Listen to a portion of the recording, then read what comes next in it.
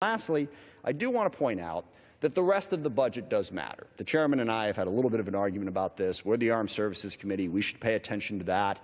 Don't sacrifice our troops for the sake of domestic, he always says, political priorities. That's the one word in your argument that I find not really appropriate. There's nothing political about it. It's a policy choice.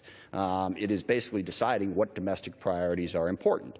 And make no mistake about it, the discretionary budget is a zero-sum game. I mentioned yesterday the president's budget, $54 billion plus up for defense, $54 billion cut from non-defense discretionary.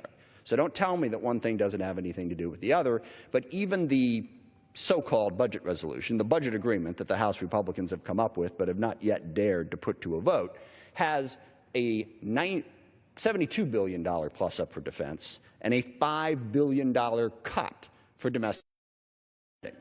So again, the two are absolutely connected. And what are we talking about with domestic spending? I won't go through all of it. Just mention a couple of things. Yesterday I mentioned our infrastructure, that bridges are collapsing all across the country. I saw a big story yesterday about how the Memorial Bridge is about to fall down. We have incredible infrastructure needs that lead to the strength of our country, that are connected, just like national defense is, to the strength of this nation. But another example, the Fred Hutch Cancer Research Center is close to my district, it's in Seattle, is doing incredible research right now that figured out how to not use chemotherapy, but actually go in, take out the white blood cells that aren't working, get them to work, send them back in, and to successfully fight cancer. This has worked for blood cancers. They've just started studies on lung cancer, that basically we could cure cancer without going through the hell of chemo.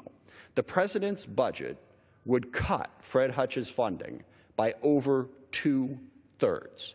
So I don't think curing cancer is a political agenda.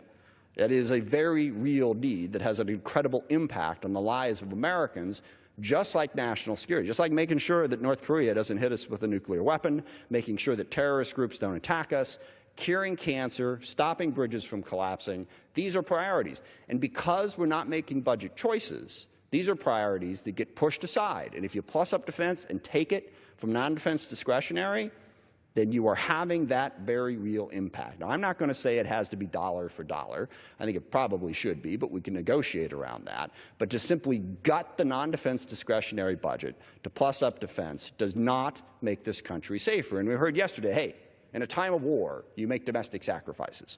And we've all read about World War II, all the domestic sacrifices that were made at that time. I get that. But you know what else you do in a time of war? Well, you don't cut taxes. You raise them.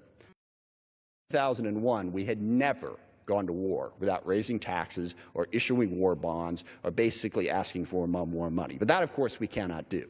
And again, I will say, I care enough about the national security of this country, I would raise taxes to pay for it, instead of simply adding to the deficit or stopping the ability of somebody like the Fred Hutch Cancer Research Center from finding a cure for cancer. That's the choice that I would make. These choices are not being made in this budget resolution.